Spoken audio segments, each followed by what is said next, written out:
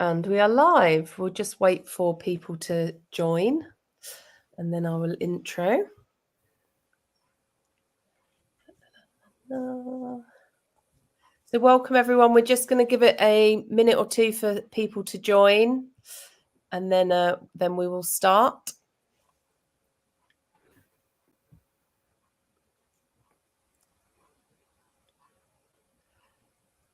Right, lovely. So welcome everyone to our puppy parenting class. This class is about finding a puppy, and we have a very expert breeder here in Aileen who's going to answer your questions, and we're going to talk about things about finding the right breed for you, how to find a good breeder, what you should be aware of for a bad breeder, and any questions that you've got about finding specific breeds or, where to find them, we will talk through all of that. So welcome. Thank you so much for your time. So I think, first up, it would be great if you could just talk through about how people can find the right breed of dog for them. Hi, everyone. So a lot of finding the right breed for you is all to do with your lifestyle, what's going to fit in with you, how many kids, what kind of kids, are they lively kids, are they well-behaved kids, and really do your research as to what the puppy you are looking at was actually bred for. So if you're looking at working dogs, bear in mind that a border collie was bred to round things up. So if he doesn't have that job to do with you, he's going to go self-employed and he will round up the kids, round up joggers in the park, round up bicycles. So choose your breed, do your research really carefully and find a breed that is going to fit in with your lifestyle and not just something that you've seen on an advert or on TV or met one in the park. So look to see what is going to fit in with you and do your research. And are there other things to consider, not just the sort of the dog's behaviour, but for example, if someone were to pick a popular breed, perhaps the trendy breeds on social media, like a French bulldog, things that they need to take into account for, because obviously the puppy's going to be with them hopefully for a very long time.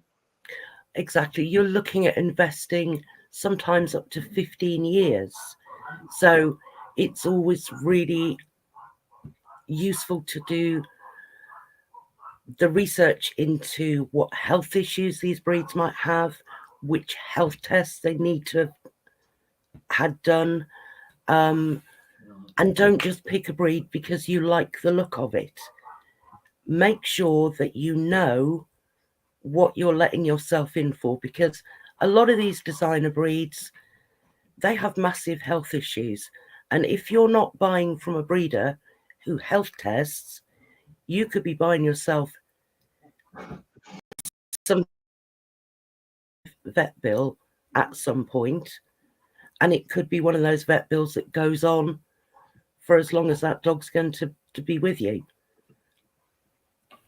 Great. And then how can people go about finding a good breeder? Mm-hmm. The obvious place to start is, if you're looking at a pedigree breed, go to the breed clubs. The breed clubs are run by people who live, breathe, eat, sleep their breed. They're the ones that know all about it. They're the ones that can tell you all the really good things about it and the really bad things about it. They will tell you which health tests they need and who carries out those tests. They will point you in the direction of a good breeder. Very often they run a puppy register. So breed club members, if they've got a litter, they let them know, they put them on the website, or they tell the secretary. So first point of call is your breed club.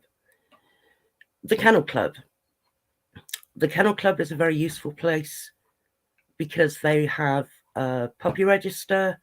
So when a breeder has a litter, if the puppy's a Kennel Club register, they can put them on the Kennel Club's website as they have puppies available. Recommendation: if you have friends who have the breed that you want, find out where they got theirs from. And even if that breeder doesn't have anything available, they'll normally know other breeders who have something. Great. They're all really good tips. And what about, going to meet breeders? Like, if you haven't had that breed before, will breeders be happy for you to come and meet them, even if you don't necessarily intend on buying from them? Yeah. It's something that I always say to people when they ring and say, have you got a puppy? Have you got any puppies? So you find out what they know about the breed, how much research they've done. And sometimes people haven't actually met one. They've seen a picture, they've had friends tell them about them. So I will always invite people to come and say, look, come and spend a couple of hours with them, see what they're like at home. And I will tell you all the good things about them. I'll tell you all the bad things about them. And by the time you leave me, you will either leave going, I have to have this puppy, or no, this is not the breed for me. But it's the best way to do it, because no breeder wants to let a puppy go to a new home worrying that it's maybe not the right home, and 12 months down the line, 2 years down the line, they've got that person on the phone saying, I don't want this puppy anymore. It's not turned out what I thought it was going to be. But if you give them all the facts to start with, the good ones and the bad, then that puppy's more likely to be there for the rest of its life. Yeah. And what sort of questions as a breeder do you ask people? Are you looking to find out about that potential home for your puppies? Oh, there's a whole list of questions. Probably the most important one is going to be, how long is this puppy going to be left on its own all day? Now, you have to be realistic. People have to go to work, people have to go shopping, they have to go wherever. The dog can't always go with them. So if they say, oh, well, the most it's ever going to be left is for 3 or 4 hours a day, not ideal, but hey, it's livable. If they say, I'm going to go to work at 8 o'clock in the morning, I'm not coming home at 6 o'clock at night, then no, sorry, you try a cat or something, but you maybe don't need a dog. I'd want to know all about where the puppy's going to live. Is it going to be a family member? Is it going to live in the house? Is your garden well fenced? How much free time have you got for training, for socializing the puppy, for going for walks? Is it going to be a family member's puppy, or is it a family puppy? So if they say, oh, well, I'm buying it for my son for my birthday, it's his dog. Okay, how old is he? How much training is he going to put into the dog? How much work is he going to have time to do all this stuff for the dog? You don't quite go down the financial, as in, I'd like to see your bank statements. But buying a puppy is a big commitment. Dog food's expensive, vet bills is expensive, insurance is expensive. So I would always kind of gently point out that if there's not a lot of spare cash about, perhaps you don't need to add a puppy onto the expenses list. So, but when you go to see a breeder about a puppy, yes, you've got lots of questions that you want to ask them, but always bear in mind that that breeder will ask you a lot of questions. So be prepared to have the right answers so that they know that the puppy they are going to let you have, you are 100% committed to. And I'm guessing if a breeder hasn't got a lot of questions to ask you, would that be a red flag that they're perhaps not a good breeder? It would to me. Yeah. It would to me. If all they're interested in is what kind of puppy do you want? Do you want a boy? Do you want a girl? What colour do you want? Yes, I've got one of those. This is how much it is. Give me the money. There's your puppy. Off you go. What other signs are there to spot a sort of a backyard breeder? And obviously, I think also it would be good if you could just mention sort of top line what the laws are around breeding. Obviously, Lucy's Law is a new law that came in recently to help stop puppy farming. But we do know it still goes on. So what can people do to spot someone that they perhaps shouldn't be buying a puppy from? I think to use your common sense. If when you get there is a lot that's giving you the feeling that this might not be a good place, listen to your gut. If the person you are going to buy your puppy from has half a dozen different breeds, that's also a little bit of a warning. And if when you see the puppies, you're not happy with the way they look or the way they smell, that would be a massive warning sign. Of Lucy's Law, you must always see the puppy with its mother. So if when they let the mum in, that mum isn't actually that bothered about these puppies, or she growls at them or wants nothing to do with them, I'd be a little bit suspicious that possibly that actually wasn't the puppy's mother. Or they'll come up with an excuse that the mum's gone for a walk, or she's gone to stay with a friend, or she's not very friendly, so we don't want to let her in. Again, take that as a bit of a red flag. Puppies will always be thrilled to see their mum. So even if they're fully weaned and she's not in with them all the time, which is fine, when they see her, they will be all over her.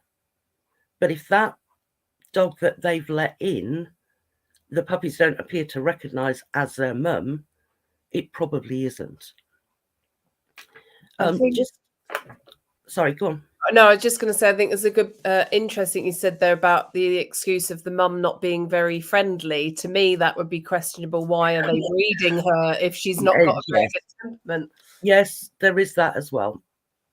And also another interesting point, don't always expect to see the stud dog, because people don't always use their own stud dog.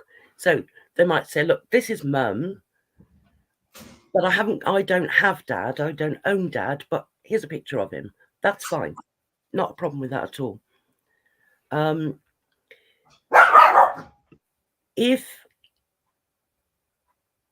If your gut instinct is telling you something's not right here, listen to it, because you're probably right. It probably isn't right.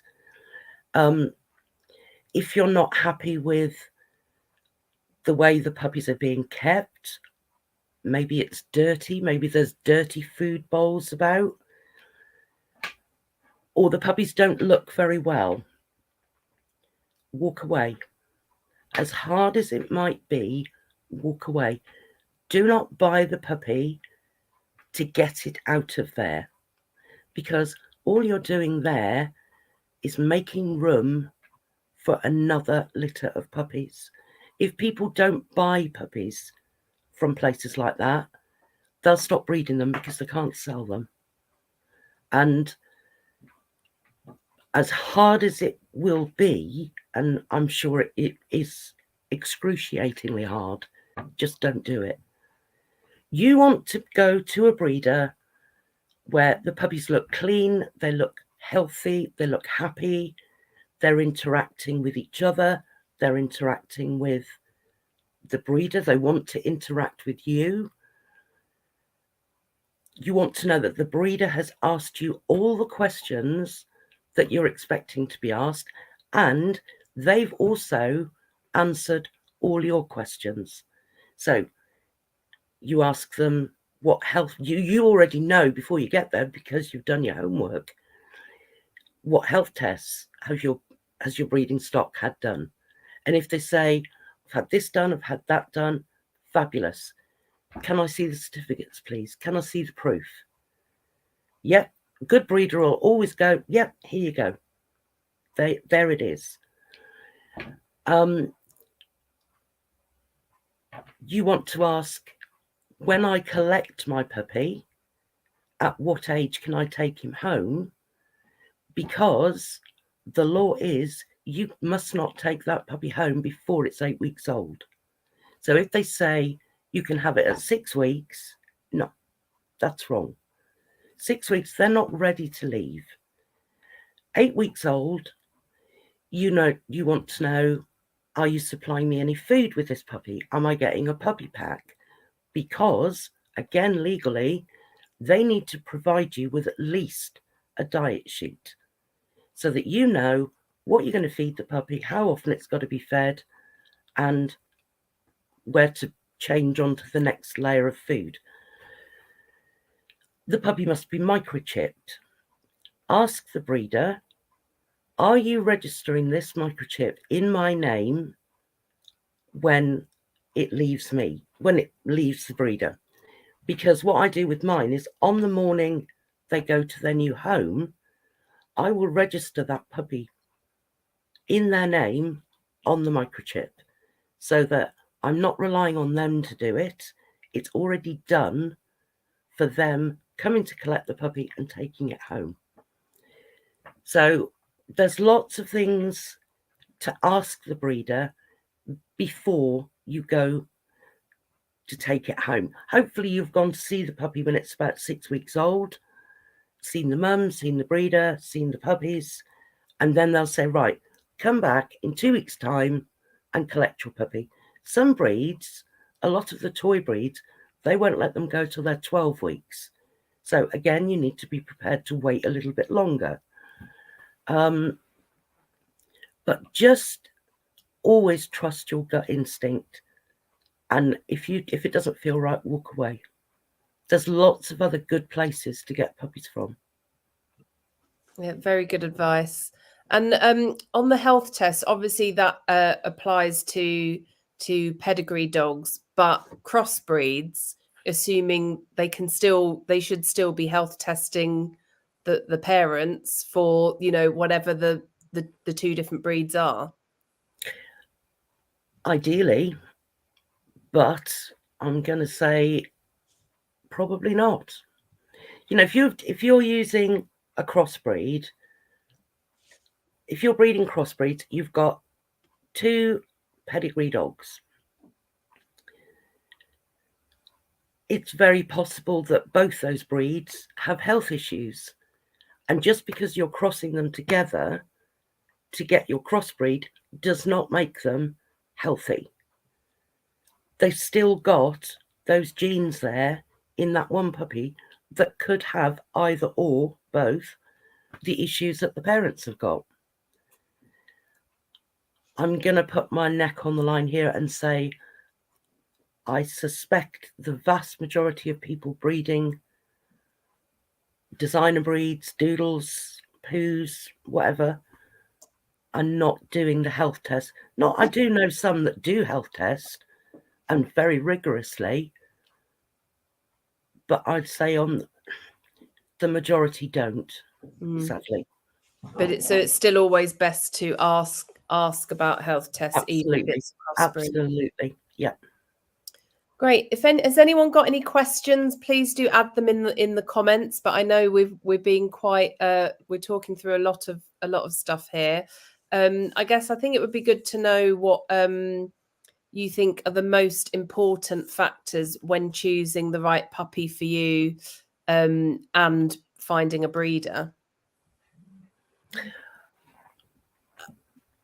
I think I would want to know that the breeder I have chosen to get a puppy from has done their absolute utmost for this puppy. No good breeder wants to breed unhealthy dogs. You all do your best to make sure that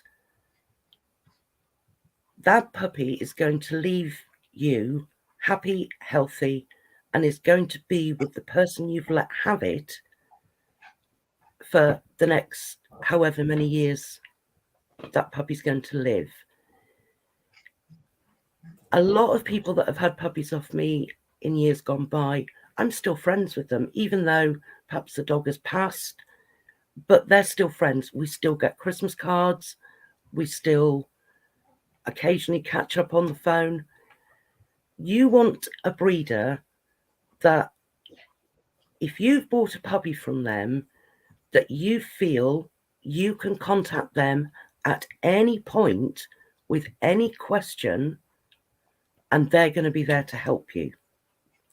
The other thing to look at and ask when you go to see the puppies is this puppy going to come with a contract? So mine go off with a contract that says they're wormed, they've got a diet sheet, they're Kennel Club registered, they're microchipped, and also I will tell them that at any point in this dog's life, if they cannot keep the dog, it has to come back to me. I don't want to, people's circumstances change. People lose their homes, people lose their jobs, people die. And so that puppy needs a fallback. And as a breeder, you are responsible for that puppy for the rest of its life. So if you're not prepared to be there for that puppy owner, you shouldn't be breeding. But I've got quite a few people asking why toy breeders don't like the puppy to go home till 12 weeks. Yes, good question. Toy breed puppies are tiny, that high, that big, and they're very vulnerable. So a lot of toy breeders prefer to hang on to them till they're that little bit bigger, and they've had the first vaccinations. It's just a toy breed thing.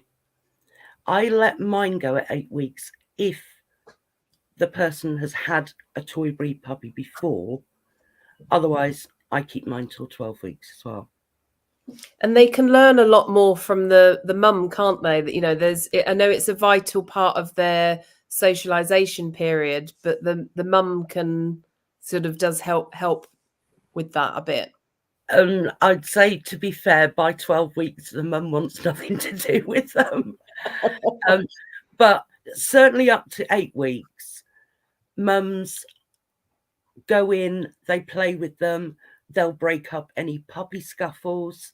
If somebody's playing a bit rough or taking advantage, you can see the mum pin it to the floor and go, right, that's enough. Stop that. Yeah.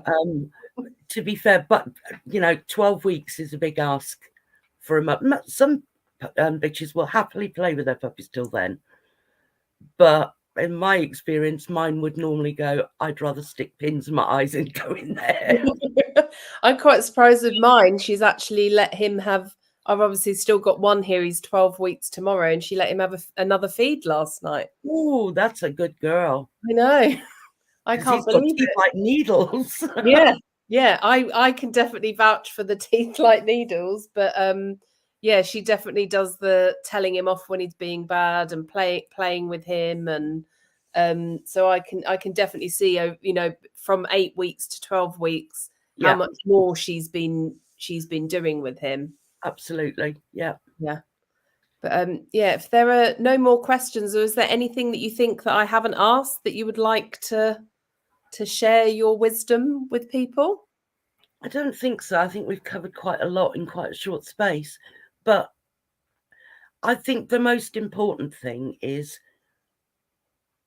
I keep saying it, trust your gut instinct. Yeah. If it doesn't feel right, it probably isn't. And if you're not happy with what you find, or you're not getting the correct answers to the questions that you're asking, just walk away.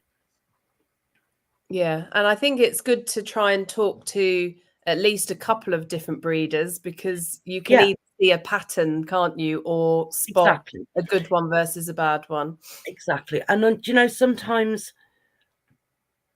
you'll go and visit a breeder because they've said, look, come and meet them. Come and meet the dogs, meet the breed, and then decide whether it's the right breed for you. And then they'll say, but actually, I don't have any puppies at the moment, but I know somebody else in the breed who has, and they'll recommend somebody.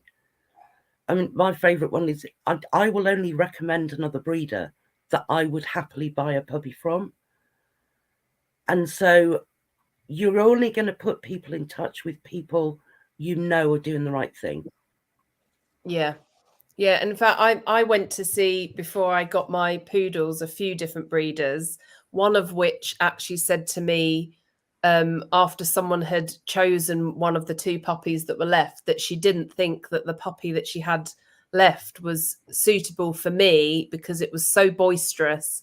It needed to go to a family with other dogs. And I was so grateful that she actually said, I know you've come all this way, but come and meet them. But I don't think this is the right puppy for you as a first time dog owner. And, you know, still kept in touch with me when I did eventually find a puppy. How are you getting on? You know, checking in on me. And I had Yeah.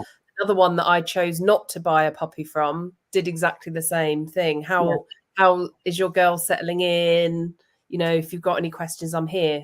That to me is a good breeders, that I didn't purchase a puppy from them, but they were still offering me support because they're so passionate about the breed. Yeah, absolutely. And, you know, again, it comes back to the sort of breed you've chosen to have. So if you're a first time dog owner and have never even grown up with dogs as a kid, be wary about going for the working breeds, the guarding breeds, the dogs that are going to take a bit more of your time and your expertise and experience. Have something a bit gentler, a bit more trainable, that will work with you rather than question your every move. I'm just thinking about the other breed I had was the Doberman, and they are fabulous dogs to live with. But if you said, do this, please, and they would go, why? So, and it's kind of, you know, as an experienced dog owner, you know that actually you don't question what I'm saying, you just please do it. Yeah. So a first time dog owner would go, oh, don't you want to do it then? And be taken advantage of. So look carefully at what breed you're going for, and then go and talk to people that know that breed inside out, and they will help you decide whether it's the right breed for you. Yeah, it's that I always think you've got to look at the cons of that breed and what you're most willing Absolutely. to accept. Absolutely, because they're no different from people. They have a nice side and they have a not so nice side. You know, my breed is a wonderful little breed to live with. They are full of fun. They're great characters. They're naughty. They're also really, really noisy. Can hear. And And what is your breed? Because I can't remember if we miniature talked about it on pinchers. the live. Miniature pinchers. So, but, and also they're not that easy to house train. So if I wasn't honest with somebody that came to see the puppies and all they see is these cute little puppies, and you'd say, yeah, but do you know what? If it's raining, they don't like to pee outside. They'd rather pee on the kitchen mat. And, you know, if you've got neighbours or you live in a flat, they're a bit noisy. You can hear them now, probably. So maybe it's not the ideal dog for you. And as I say, they either leave here going, this is the breed for me, or no, thank you. Yeah. We'll look at something else. And it's fine. Yeah, exactly. With poodles, it's obviously the grooming costs can be quite expensive. Plus, you need to spend time daily brushing them and bathing them if they get muddy or they get dirty bums, which is quite common. Yeah. And they're barky too. They think they're guard dogs, so they're very protective. Absolutely. And you can't close a bathroom door on a poodle, is what I was told. I want to see. In this house, we also used to say to the Dobermans, there isn't a back door to this room, you know. I'm going in this door and I will come back out it. You know, that again, that's with the lifestyle choice. It's a big consideration in how much work are you going to have to put into this dog? Yeah. How much grooming? Are they uneasy? Do they need to go to the groomers every 6 weeks? Yeah. Can you cope with it in between yourself? Yeah. Because you can't just rock up to the groomer and go, please, can you deal with this? And leave them this shaggy, untouched, full of twigs and leaves and mud, and expect them to then give you back at the end of the day something that looks like it's just gone best in show at Crufts. No, it's going to be shaped to an inch of its life. My sympathy with groomers these days is, I mean, I know I've got friends who are groomers, and the horror stories they tell about doodles and stuff turning up for a bath and a groom, and they have to literally shear them like sheep. Yeah. Because and I think they haven't been touched between grooms. Yeah, and I think that's a good thing to ask your breeder if you're getting a long-haired dog. How do I groom? Because I was given a lesson before I took my first puppy home, because poodles actually are brushed backwards because they're wolf. You brush them tail to head. Now, if I hadn't been shown that, I would have been brushing mine wrong. And when she went to the groomers, she still would have been matted. But I would have thought that there was no knots because I was brushing her the wrong way. So I was extremely grateful for that lesson. And see so many people brushing their dogs the wrong way because they haven't been told. Yeah. And you'd really like to hope that breeders of the coated breeds like that will give you a grooming demonstration, tell you what equipment you need to buy, how to use it, so that when your puppy comes home, because they will have already started the grooming process, they will have got puppies used to being bathed and groomed, and then it's your job to keep it up. If you want a big coated breed like whatever, then part of your job is to keep that how it should be. Yeah. Great. Well, thank you so much. And I'll just pin this so you can see it, but Diana said thank you. Lots of great advice there. Thank you. Thank you everyone for joining. Obviously, if you missed the start, this is on Facebook and YouTube, so you can rewatch from the start. Thank you so much for your time and all of your very useful information. I hope everyone found that useful. We've got more classes coming up. We've got tonight at 6 o'clock with Bethany England sharing what she wished she knew as a dog owner before she got a puppy. We've got a behavioural class on Wednesday, and then we have a rescue class on Thursday. So stay tuned for those. So thank you, everyone. Bye. Thank you. Bye-bye.